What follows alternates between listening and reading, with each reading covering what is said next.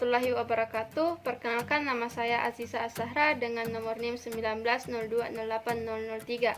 Saya mahasiswi jurusan Komunikasi dan Penyiaran Islam, Institut Agama Islam Muhammadiyah Sinjai. Nah, pada kesempatan ini saya akan membahas mengenai Lembaga Ijtihad Muhammadiyah.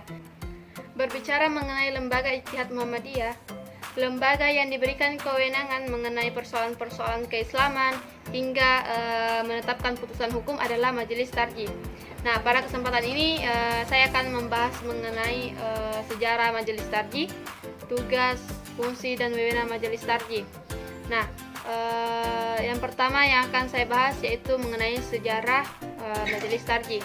Nah, Majelis Tarjih didirikan memang tidak bersamaan dengan kelahiran Muhammadiyah yang dideklarasikan pada tahun 1330 Hijriah yang bertepatan dengan tahun 1918 Masehi. Nah, keberadaan Majelis Tarjih dalam Muhammadiyah ini merupakan hasil keputusan Kongres Muhammadiyah yang ke-16. Nah, di Pekalongan pada tahun 1927, yang saat itu pimpinan pusat Muhammadiyah dibawa kepemimpinan Kiai Haji Ibrahim. Nah, melalui Kongres ke-16 di Pekalongan ini, kepengurusan Majelis Tarjih belum terbentuk. Begitu juga manhaj tarjih atau kaidah tarjih belum dibuat. Ini berarti bahwa Majelis Tarjih belum dapat bekerja sebagai organisasi.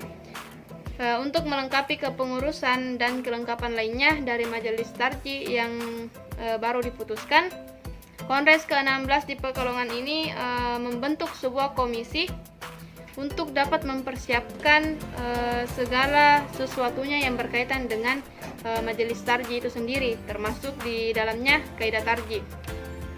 Nah, komisi ini diberi tugas untuk mempersiapkan segala kelengkapannya dan harus sudah berhasil merumuskan untuk selanjutnya akan diputuskan pada Kongres Muhammadiyah ke-17 di Yogyakarta. Nah, dapat dikemukakan di sini bahwa sejarah adanya Majelis Tarjih dalam Muhammadiyah ini dapat dilacak dari dua kongres Muhammadiyah, yaitu Kongres ke-16 dan Kongres ke-17 Muhammadiyah. Dari dua kongres ini dapat disimpulkan bahwa sesungguhnya gagasan perlunya dibentuk Majelis Tarjih diputuskan pada Kongres ke-16 Muhammadiyah yang dilaksanakan di Pekalongan. Sedangkan pada Kongres ke-17 di Yogyakarta, kepengurusan Majelis Tarjih dan kaidah tarjih sebagai pedoman dalam bertarjih telah ditetapkan. Jadi, secara resmi berdirinya Majelis Tarjih secara lengkap, baik kaidah dan kepengurusan memang terbentuk pada tahun 1928, yaitu pada Kongres Muhammadiyah ke-17. Dengan kata lain, Majelis Tarjih sebagai organisasi mulai bekerja sejak periode Kongres Muhammadiyah ke-17. Ya, selanjutnya tugas, fungsi, dan wewenang Majelis Tarjih.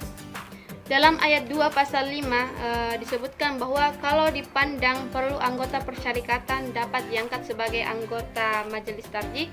Kalau dihubungkan dengan Lajnah Tarjih, maka Lajnah Tarjih adalah lembaganya, sedangkan Majelis Tarjih adalah pelaksananya.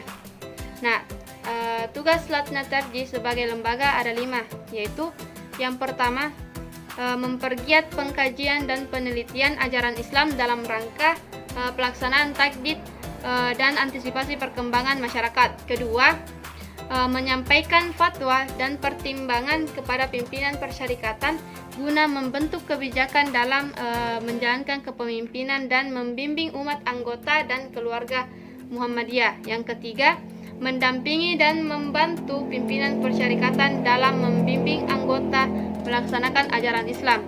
Keempat, mengarahkan perbedaan pendapat atau paham dalam bidang keagamaan ke arah yang lebih maslahat.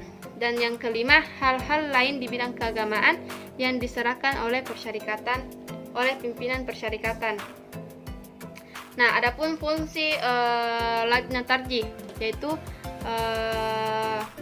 fungsi legislasi bidang agama, kedua pengkajian, penelitian, dan pengembangan pemikiran masalah-masalah keagamaan.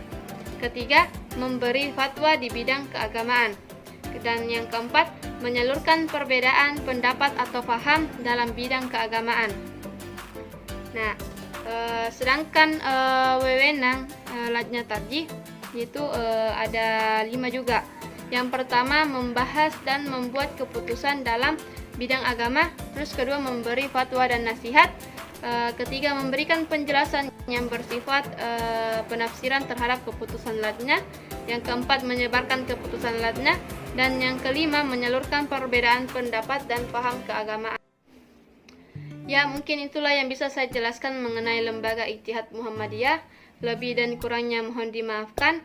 Billahi fisabilil haq fastabiqul khairat. Assalamualaikum warahmatullahi wabarakatuh.